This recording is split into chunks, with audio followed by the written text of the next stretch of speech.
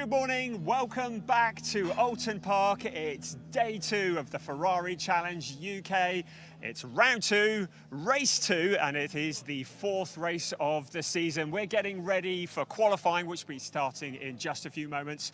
Joining the team today, very pleased to say, we welcome Amanda Stretton, Le Mans racer, GT racer, now TV presenter.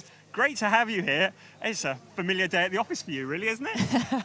It is. It's so nice to be back in the pit lane, I have to say. Whether I'm driving or doing commentary, there's nothing quite like the buzz of just before the day gets started, when everybody's getting ready, all the cars are being warmed up, you can see all the drivers starting to go through sort of the mental process of getting ready for what's about to come. But it's also wonderful to be up here at Oulton, because I was actually thinking back, you know, it was the first place I ever came to do race commentary in 1997. That just shows how old I am. And I was presenting the British Formula 3 Championship on Channel 4. And the first person I ever interviewed in that was one Jenson Button. It was his debut in British Formula 3. And of course, he went on to great things. And I'm back at Oulton Park. So in at the deep end then, have you ever driven this circuit? I have. It's a wonderful track. It's a really great old school track, as I like to call it. You know, these days, a lot of the modern tracks, you know, they've been designed sort of purposefully. You know, this is a track that was here. It follows the natural contours of the topography, and it's a really great, challenging track. It's always nice as well when you're racing to have a track with some undulation. Hard track to overtake on. I think we saw that in yesterday's race as well. And of course, these cars are quite evenly matched, so it all comes down to the skill of the driver. Yes, absolutely. Well, the conditions today are very similar to yesterday for when the race started, but we started yesterday with a lot of rain, and a lot of the drivers didn't get a chance to get a good setup and get kind of into the flow of the track. So when you come into a new day like this, you've got qualifying. How do you reset as a driver? How do you reset your mind to do it all again, particularly if you've had a successful day yesterday, you finished on the podium? What's the mindset when you're going into it? Well, the first thing is, as a driver, you want standard conditions. When things are changeable, that's when things get tricky, because just as you've started to work on a setup for perhaps wet, and then it starts drying, of course, that then changes. Equally, if it's going the other way. So stable conditions really are, as a driver, what you prefer, particularly when you're at a track that you're unfamiliar with. But there is nothing quite as good as coming into a second day of racing. So when you've got conditions that are now pretty much the same as they were when they left the track yesterday, this gives drivers an awful lot of confidence. Those drivers who did well yesterday will be looking to sort of really build on that performance. And the drivers who made mistakes in the race will have had the opportunity to go away, think about those mistakes, think about sort of where earlier on in the decision making that maybe went wrong, and they'll be able to rectify that today. So it gives drivers, I always think, certainly from my perspective when I was driving, lots of confidence when you're coming in day 2 on a track, because you sort of know what to expect. Brilliant. Well, the drivers who will be confident going into today were going to be Andrew Morrow and Paul Hogarth, because between them, they have won all of the races in the Trofeo Pirelli category. Andrew Morrow has won 3 out of 3, and in the Coppa Shell category, Paul Hogarth has won 3 out of 3 this season. The question is can they make it 4 out of 4?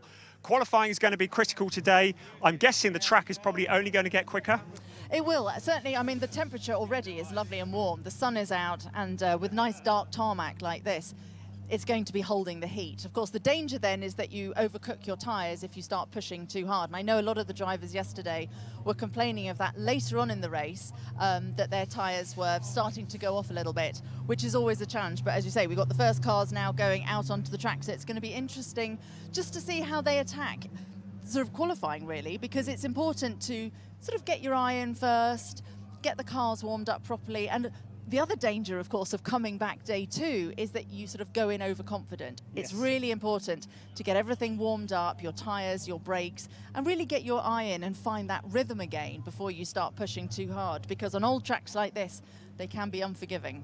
And we saw that yesterday as well. A track that bites. Well, you can see the cars are moving into the pit lane now. We are getting ready for the qualifying of race 2 for this weekend here at Oulton Park. So we're going to hand you over to our commentators now. Mark Werrell and Anna Weller. Good morning to you. Good morning. Yeah, great to be here at Oulton Park. Beautiful conditions, as Amanda and Brian were just saying. So we're in the heart of Cheshire, not far from Tarporley, a few miles away from Crewe, and it is a stunning venue. It is the second weekend of racing for 2023 in the Ferrari Challenge Trofeo Pirelli UK, and so far, as we say, we had a win yesterday for Andrew Morrow. He took his third of the season in the Trofeo Pirelli, and Coppa Shell went the way of Paul Hogarth. So warm conditions, it's early in the morning, but it's already 12 degrees. Track temperature is going to climb as well, and slightly stronger winds than there were yesterday, but on the whole, we are in for a cracking day. So Adam Weller, who joins me alongside in commentary, looking forward to this one. Yeah, absolutely looking forward to what Saturday will bring, but Friday, of course, was an action-packed day too. It was, yeah, so let's look back at some of the highlights from yesterday.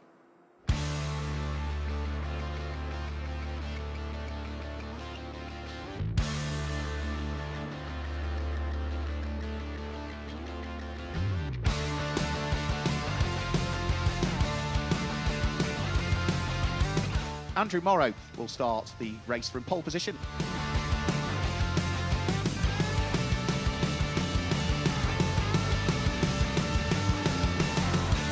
8 seconds has picked up the lead of the race.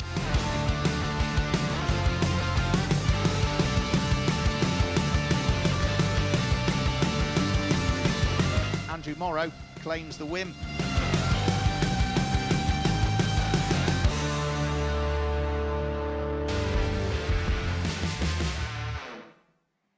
Great scenes at Oulton Park yesterday, but yep, we do it all again today. 30 minutes of qualifying is underway, and already, Adam Weller, we've got cars out there that are pressing on in the early stages. I think some of it to get that banker lap in nice and early, and then try and come back in, maybe tweak tyre pressures and see how the session evolves. But if the track temperature just gets warmer and warmer and warmer, as Amanda alluded to, it could go beyond the ideal and actually start to go slower, some of the cars later on in the session, if the temperature rises a bit too much. Yeah, absolutely. And of course, some of these drivers may well be on fresh rubber, others may be on tyres that have seen a few laps. There are only 8 tyres across the competitive sessions, aren't there, for this series? So some will be on fresh rubber, some will be trying to get the most out of an old set, and certainly overheating the tyre could be a risk today. Of course, in the qualifying session so far, Andrew Morrow has had something of a stronghold over that pole position.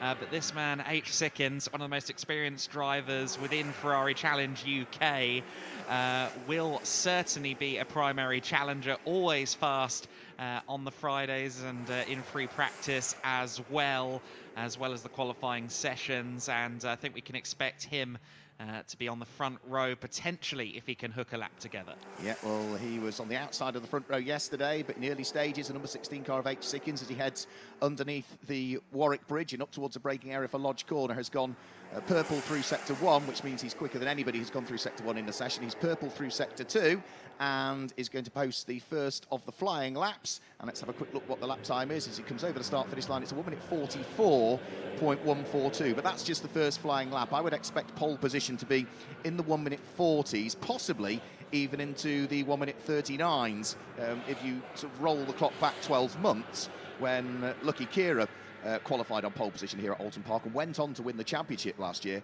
His pole time was 1 minute 39 on both occasions. 1 minute 39.5, 1 minute 39.4, something like that was the pole 12 months ago. Yes, exactly. That is the kind of optimal pace that we've seen out of these Ferrari 488 Challenge Evo machines. We'll have to see whether anybody is able to match that pace from Lucky in 2022. I can tell you Andrew Morrow was fairly sedate about getting ready for qualifying this morning. He was still in civvies about 20 minutes before the session went green, much to Carl Cavers' amusement. Carl Cavers was needling him a little bit, saying, oh, is this, you know, is this a race suit? Is this fireproof? It doesn't look like it. There's no championship points for who can get changed quicker. Exactly. It's all about the championship points when you're on track. Out there and pushing on this lap, Carl Cavers, who is at the moment 8th quickest of the first of the flying laps that we've had in from everybody, but the lap time that Carl Cavers is heading towards could be a good one because he's just gone quicker than anybody through the first sector. Faisal Al Faisal heads over Hilltop And now Al Faisal had his best result of the season yesterday at the wheel of the All Black number 76 car. He finished 4th overall for the HRO in team and himself. A little bit of traffic that he needs to try and wiggle his way through and pass, but that stays neatly out of harm's way and doesn't really compromise the exit speed out of Knickerbrook for Faisal Al Faisal, who climbs up Clay Hill and up towards the daunting Druids, that left-hand kink on the way in. Then you get the double apex right-hander. You try and get back on the throttle. In the dry conditions, you can use the curb on exit, but need to be careful that you don't use too much of it, because it does sort of get a little bit bumpy on exit. But he's coming up towards the conclusion of the lap. He's currently 7th quickest. His first flying lap was a 1 minute 46.505.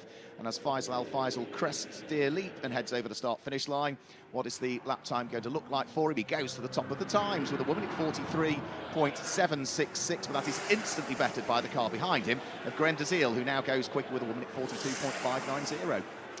I think Graham Dazil will be looking for a better starting position this time. He felt he could have gone quicker yesterday in the race, but of course he spent most of the race in a battle pack, as most of the drivers did yesterday. There were very few lonely drivers on the track on Friday here at Oulton Park. We were treated to quite a few exciting scraps. Yeah, I think everybody other than Faisal Al Faisal had somebody to squabble with yesterday in the race, so it really was a brilliant race. Carl Cavers has subsequently gone to the top of the times, but the number 4 car in the hands of yesterday's race winner, and the only race winner overall so far this year, because he's been so dominant, Andrew Morrow, just threading his way up towards the braking area for the Shell Oils hairpin.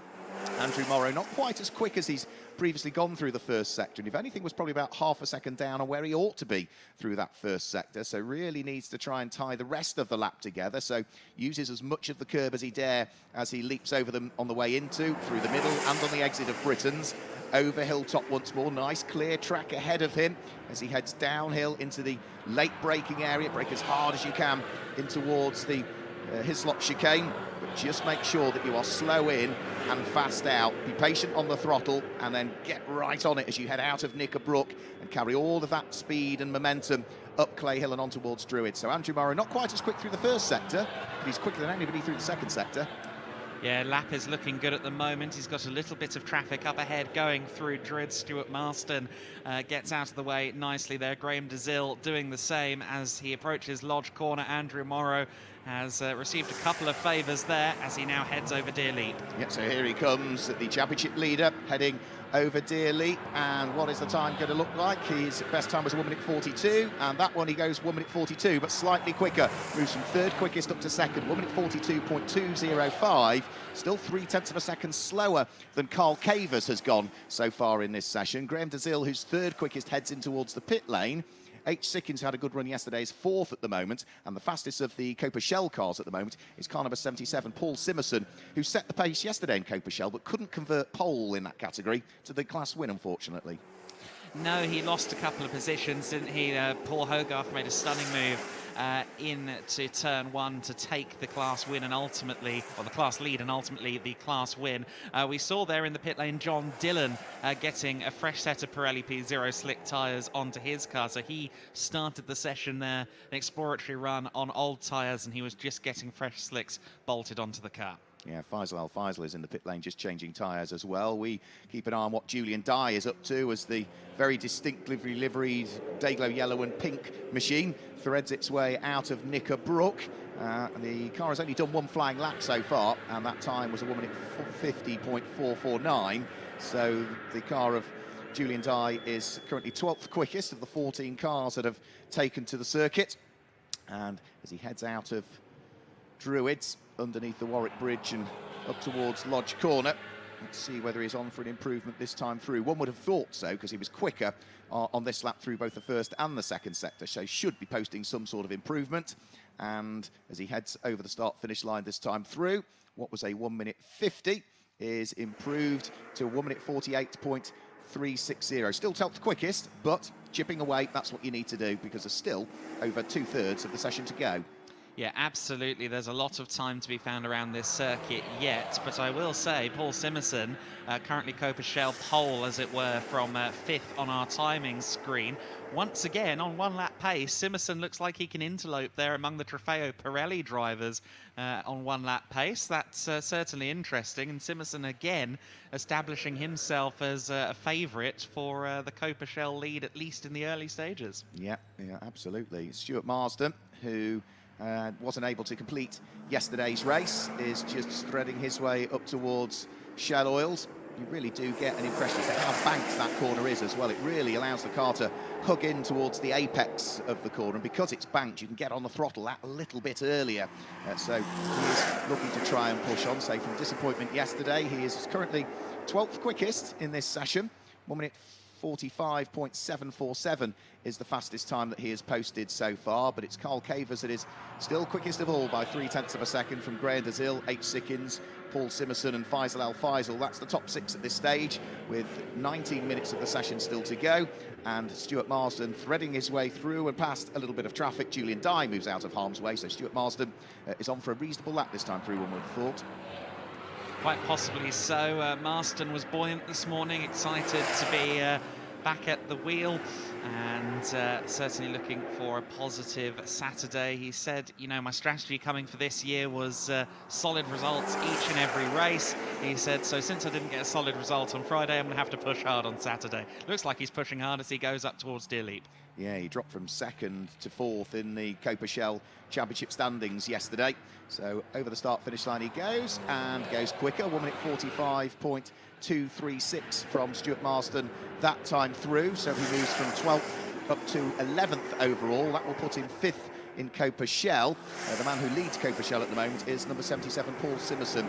And if you're trying to establish the easiest way of picking out the cars that are either running Trofeo, Pirelli or Coppa Shell, look at the windscreen headers is a very easy way to do it. If it's a Trofeo Pirelli car, then it has a red windscreen header. If it runs in Coppa Shell, you'll see that it's got a yellow windscreen header. So for Paul Simerson, he is fastest of the Coppa Shell cars. He was slightly slower through the first sector than he'd previously gone, but he is quicker through the second sector, so we'll have to wait and see as to what the lap time looks like this time through. He would need to improve by 0.4 of a second to potentially gain a place on the grid. And as he flicks his way over the start-finish line this time through, there is an improvement in terms of time, a 1 minute 43.254 from him that time through, but he is still a tenth and a bit shy of working his way from the 3rd row of the grid up to the outside of row number 2. But I think that in Simerson's case, he's probably focusing just as much on establishing a good lap just to be better than the rest of the Coppa Shell field, just as much as he is looking at that 2nd row of the overall grid, particularly because 2nd in Coppa Shell is Paul Rogers, and the Pauls, Simerson and Rogers have an ongoing long-term friendly rivalry. In the pit lane now, we can see that Julian Dye is having a conversation with his pro driver. It looks like Ross Kaiser, I think, that pro driver. Couldn't quite tell from that camera angle, but it certainly looked like Ross Kaiser. However, for Carl Cavers, who has got Lewis Plato as his pro driver, giving him all the advice, it is certainly working well at the moment. He's just about to start a flying lap. So Carl came into the pit lane, had a change of tyres, and is now just completing his out lap. So on to a flying lap for the man who is currently the provisional pole sitter. We're nearly halfway through this session, 16 minutes to go.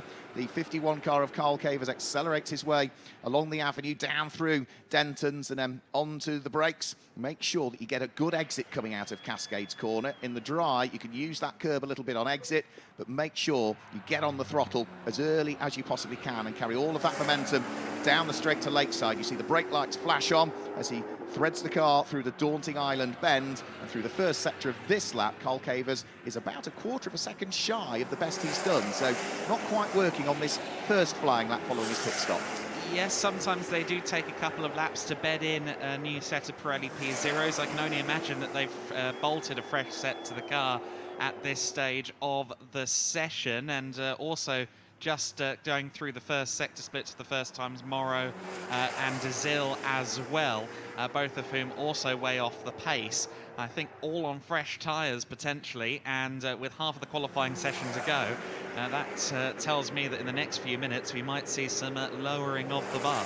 Yeah, I think you're right. I think it does take, more than an outlap to get the tyre into the sweet spot, and that is because you are limited on the amount of tyres you can use, only 8 over the course of the weekend, but those tyres are bolted onto the car cold. There's no preheating of the tyres that takes place at all in the Ferrari Challenge UK, so you have to build the temperature, and for Carl Cavers, yeah, both Sector 1 and Sector 2 are slower than he has previously gone. The man to watch out for this time through is number 61, John Dillon, who had a bit of a poor qualifying yesterday and only lined up 8th on the grid. And John Dillon is about to head over the start-finish line now, directly behind Carl Cavers, and he goes to the top of the times. Provisional pole for car number 61, John Dillon, 1 minute 41.615.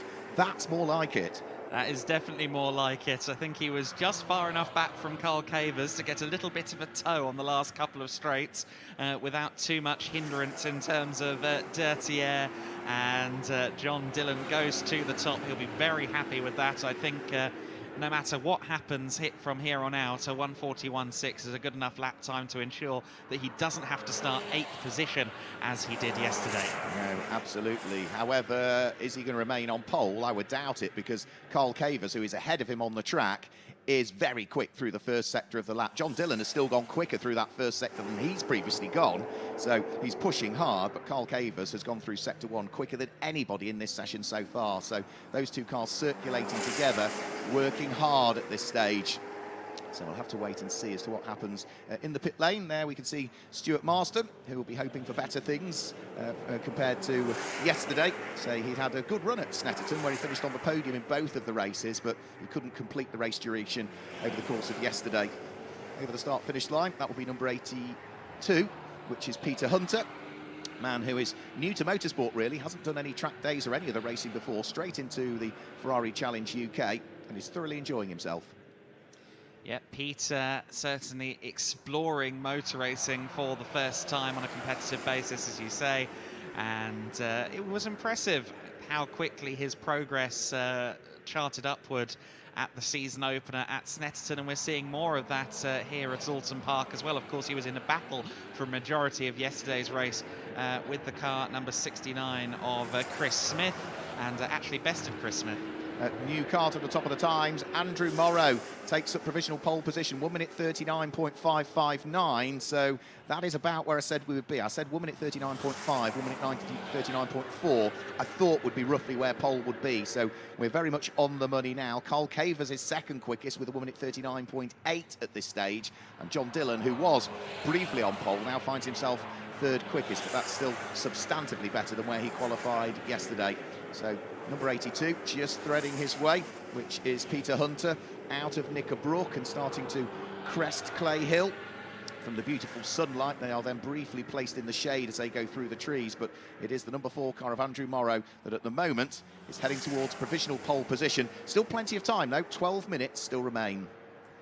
Yes, potentially we may see a little bit more pushing. I don't think Morrow is on for an improvement on this lap, although he was only a few hundredths off his personal best through sector 1. He did have maybe a slight compromise there from Dye ahead of him, but we'll have to wait and see. Looks like, is that Carl Cavers that Morrow is coming up on next? Yes, it is, and Carl has backed out of his lap. I think Andrew Morrow is going to have to do so in turn. Yeah, I think, yeah, that's sort of undone Andrew Morrow's lap there. He met Carl Cavers just in the wrong place, and Carl is not wanting to compromise what he wants to do on this lap, so they've sort of held each other up a little bit there as they then sweep their way in towards Lodge Corner. Andrew Morrow was on a flying lap. Carl Cavers was desperate to try and make sure he'd got a good track position to start a flying lap. So as they come over the start-finish line, John Dillon, Carl Cavers, Andrew Morrow, all in a line heading round through Old Hall Corner. And those are 3 drivers that on this lap I would say we need to keep an eye on. Yeah, absolutely. I do wonder if Andrew Morrow might try and give himself some clear track here. It certainly looks like he's pushing on this lap at the moment. John Dillon just ahead of them. Faisal Al-Faisal has just set a personal best first sector, having just gone third fastest to 140.430. Meanwhile, Paul Hogarth just coming up over Deer Leap now. We've not seen the best of him yet. Let's see what this lap time is. It is a 144.9, so still about half a second off his best. We'd expect Paul Hogarth to be up there at the sharp end of Coppa though. I'd have thought so, but he's only fourth in Coppa at the moment, so there's a bit of work to do still for the number 6 car as he descends downhill and in towards the left-hander at Cascades. We've also, on the previous lap, had Graham Dazil go 4th quickest, which means that the number 61 car of John Dillon now drops to 6th. And to the top of the times in Coppa at the moment, it's number 20, Paul Rogers, at the wheel of the purple and the Dayglow pink car that tops the Coppa times at this stage. So through Shell Oils goes Paul Hogarth. He is now 12th quickest and has dropped to 6th in Coppa despite the fact that he won Coppa yesterday. So he's got a bit of work to do. The man who is so far unbeaten in the Coppa category is he stringing it together on this lap? Yes, he is. Quicker through the first sector than he'd previously gone, and actually that first sector time is a very, very quick sector from him. So see what he can do as he heads out of Knickerbrook. Carl Cavers, in the meantime, is 2nd quickest. Has just improved his time, Carl Cavers, 1 minute 39.676. Is a 10th of a second shy of Andrew Morrow's provisional pole time. But I think this is a lap, isn't it, for the black car with the green stripes and the flashes down it. Paul Hogarth is looking as though he is by far going to improve on 12th position as he'll head over the start-finish line to conclude the lap shortly. Yes, this does look like it could be the time, couldn't it, for Paul Hogarth? I was wondering whether maybe he's keeping a fresh set in the back pocket for the race later on. He's the kind of person who'd think that through. Let's see what his time is as he crosses the line. Yep, so over the start-finish line comes Paul Hogarth, and he goes 4th quickest. So 4th quickest overall, and straight to the top of Coppa with a 1 minute 40.914 from Paul Hogarth. That is a brilliant lap from him, and we'll see whether he's going to try and string a second one together. We've also got provisional pole sitter overall, Andrew Morrow, also on a quick lap, because he's just gone quicker through the first sector than anybody in the session so far. Yes, that time looking promising so far for Andrew Morrow, but I withdraw my previous statement. I think Paul Hogarth has got a fresh set of Pirellis on the car, may have just booted them on a couple of laps ago. We await then that middle sector time for Andrew Morrow. You said 139.4, 139.5. Maybe Andrew's listening and has taken that as a challenge. Yeah, absolutely. he was about 0.3 of a second up on his previous best through the first sector, but he's a little bit slower through the second sector. Peter Hunter is on a quick lap as well at the wheel of the all-red number 82 car as he threads his way out of Cascades and along Lakeside. He is currently 12th quickest and has just gone through the first third of the lap quicker than he has previously gone. But for Andrew Morrow, he'll be coming over the start-finish line to conclude the lap shortly. Does he go any quicker? The answer is no. That was about a 10th of a second slower for the number 4 car. His best, a 1 minute 39.5. That was a 1 minute 39.7. Yeah, he was, as you said, about 3/10 up through the first sector. Lost that 3/10 again on the middle and didn't quite nail sector 3. But nonetheless, Andrew Morrow still at the very tip-top of the order. H. Sickins is the man to watch as well. So Andrew Morrow, who had a good battle with H. Sickins yesterday, but the number 16 car has just gone green through the first sector, so quicker than H. Sickins has previously gone, quicker than anybody through the second sector. So Andrew Morrow needs to keep pushing, and he is doing, because again, through the first sector of this lap, the number 4 car is quicker than anybody has been in this session so far. So Andrew Morrow knows that, yeah, there's no let-up. He's got to keep pushing all of the time as H. Sickins heads towards provisional pole position with a 1 minute 39.398, 1 minute 39.398. Unbelievably, that to the nearest thousandth is exactly the same pole time from Lucky Kira last year.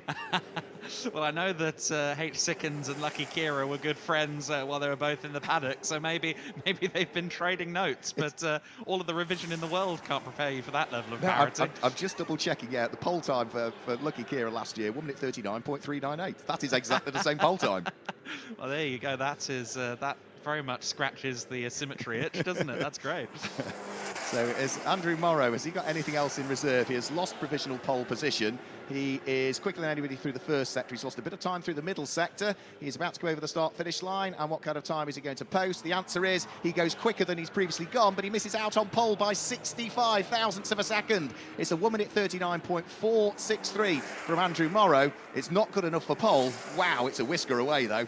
I would love to hear what the driver coaches are saying in their ears right now. I'm sure at least some of them are saying, come on, keep going. There's just a few hundredths that you need. And others are saying, just remember, you might need those tyres to be a little bit fresher later on. Yeah, I think he's backed off on this lap, though, Andrew Morrow, so I think he threw everything at it.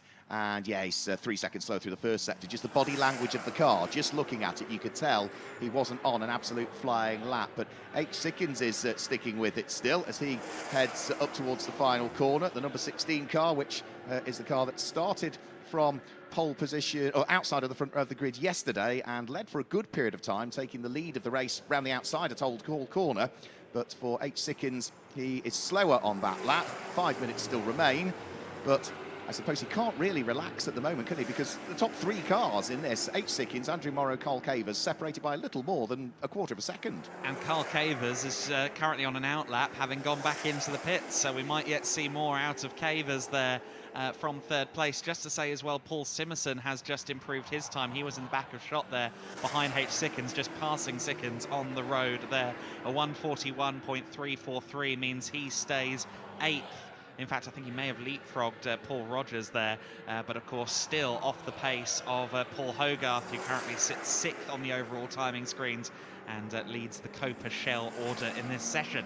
Yeah, so Coppa Shell is car number 6 in 6th place, Paul Hogarth. Then we've got the number 77 car of Paul Simonson, who is 2nd in Coppa Shell, 8th overall, and then the car of Paul Rogers. So the 3 Pauls again, as they were yesterday. They're the top 3 in Coppa Shell. Jonathan Satchel is 4th in Coppa Shell, 10th overall at the moment. 5th in Coppa Shell is number 69, which is Chris Smith. And top 6 in Coppa Shell is concluded by number 82, which is Peter Hunter. So Carl Cavers on his outlap at the wheel of the number 51 car. We saw a little bit of Carl in Ferrari Challenge UK last year. He's committed for a full season this year, and as he charges his way over the start-finish line, it looks as though Stuart Marsden is right behind him as well. So Stuart Marsden is going to see what he can do to try and cling on to the coattails of the Trofeo Pirelli car that lies ahead of him in the hands of Carl Cavers.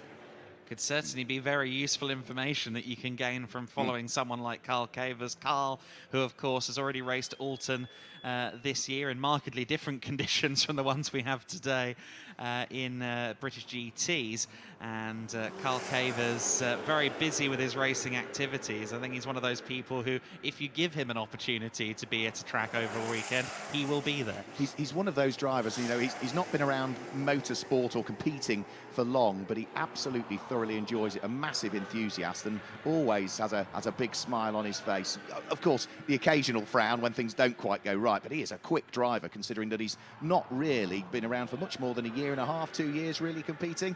So 3 minutes to go. Sector time from Carl Cavers for sector 1 is a good one, quicker than he's previously gone, bounces over the curbs on the way in towards Hislops. Key corner now, get cleanly out of Knickerbrook, uses all of the curb, but no more. He was quicker than he's previously gone through the first sector. Through the second sector of the lap, he's quicker than he's previously gone. He only needs to improve by just over 0.2 of a second to get himself on the front row of the grid. If he can improve by a quarter of a second, he potentially could take pole position away from H. Sickins, because it's 1:39.4 as good as for H. Sickins and Andrew Morrow, and for Carl Cavers, he's on a 1:39.6 at the moment. So on the charge to the line, has he hooked up the third sector? What is the lap going to look like as the 51 comes over the start-finish line in the hands of Carl Cavers? The time, as he crosses the line, sees him go towards pole position. 1:39.278 for Carl Cavers is a 1/10 of a second quicker than H. Sickins, and that now means the top 3, Carl Cavers, H. Sickins and Andrew Morrow, are separated by less than 0.2. Amazing stuff, and we see Graham DeZille exiting his car in the pit lane, also into the pit lane practically as Carl Cavers crossed the line to take provisional pole, was Andrew Morrow. So Andrew Morrow has said, you know what, I think I've done all I can do. H. Sickins is still out there on the circuit, albeit I don't think on a particularly fast lap right now. He might be winding up though for one last attempt. 1 minute and 40 seconds of this session left to go, and Carl Cavers has a hand on pole. So Paul Simerson just working his way down through the avenue. I think on the previous lap in the middle sector he might have had a problem because the kart certainly lost a lot of time through that middle sector. So whether there was a small moment for him that he had to gather up, I suspect. But yeah, there was something like about 20 seconds lost in the middle sector. So maybe a spin out at the daunting island bend, which he's got right this time as he heads through it in towards the braking area for Shell Oil. So for Paul Simerson, there's one more roll of the dice to see whether he can try and close up on the car that is currently fastest in Coppa Shell, which is Paul Hogarth. But for Paul Simerson to get on terms with him, he's going to have to go 0.6 of a second quicker on this lap than he has done previously. No easy feat, but knowing Paul Simerson, it's not impossible. He is very quick, he knows the car well, and also a very ambitious driver, perhaps slightly over-ambitious on the previous lap, hence we understand he went off on that lap, but it's been tidy so far this time around. It's been tidy from him. H. Sickins is on a quick lap as well and is looking reasonably tidy. Stuart Marsden takes the checkered, goes over the start-finish line. He'll take the checkered flag next time around and goes quicker than he's previously gone at the wheel of the 15 car, but can't improve his position. But for Paul Simerson, he has gone quicker than he's previously gone through the first sector. He is quicker than he's previously gone through the second sector. You can see the nose of the 77 dip almost scraping the tarmac. He's so hard on the brakes, but he was a little bit wiggly at corner exit there. Got on the power a bit too soon, and the tail end of the car reminded him that, you know, you can only push the car so far. He does go quicker. 1 minute 41.195 means that he is 66 thousandths of a second slower than John Dillon, but he has taken the checkered flag. So for the final roll of the dice, doesn't see him mount a challenge for pole position in Coppa Shell. That is, by the look of things, certainly going to go the way of Paul Hogarth. It does look that way, and Carl Cavers, I think, was pushing on the first sector, but we can now see firmly that he's backed out around sector 2. So I think Carl Cavers may well have had the bulletin through his ears. We think you've done enough.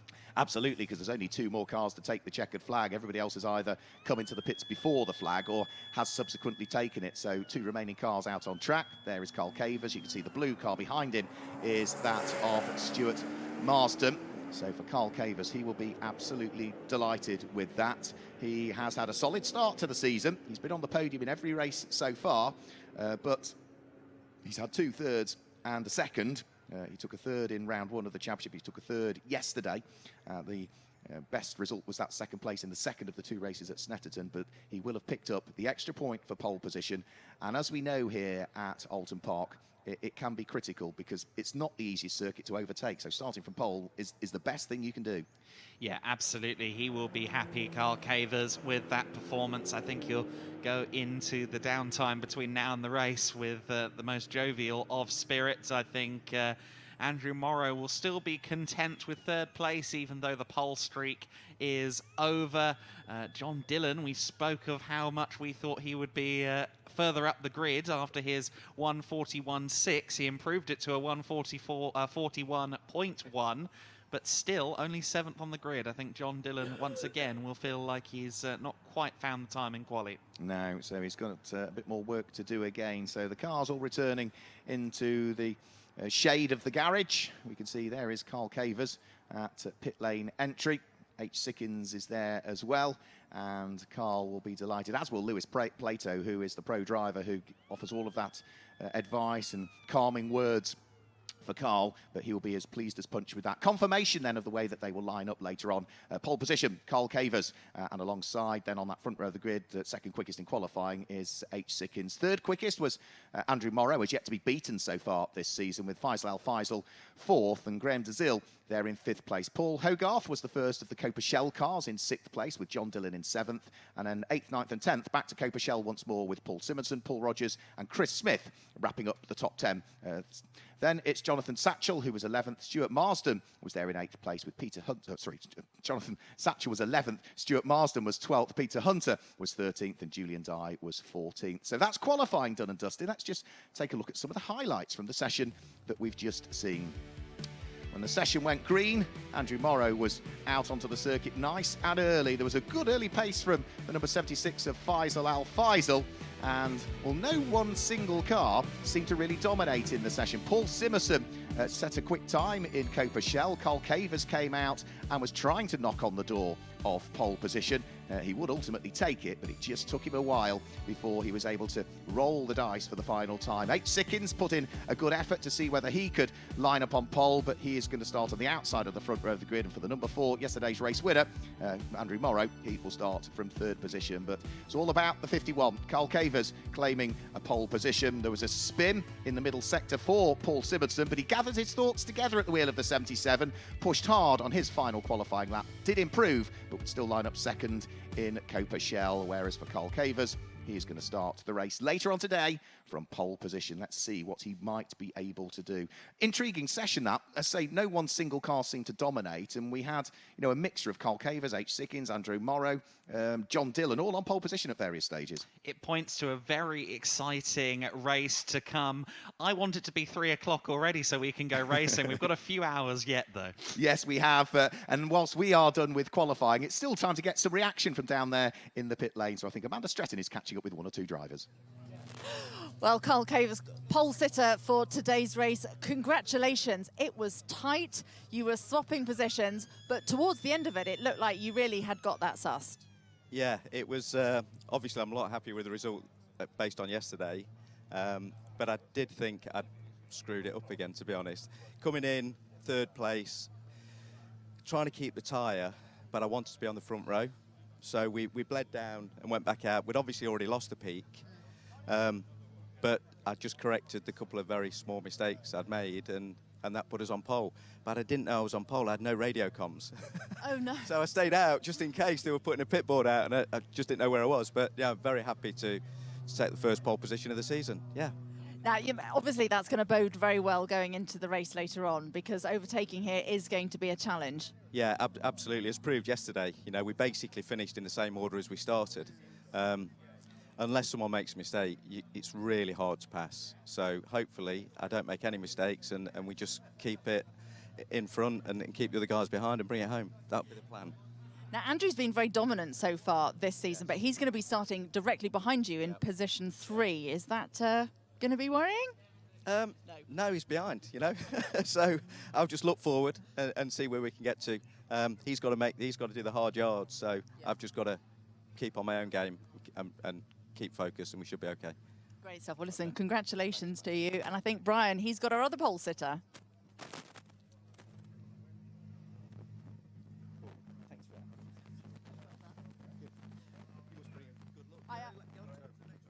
Obviously, it's all me.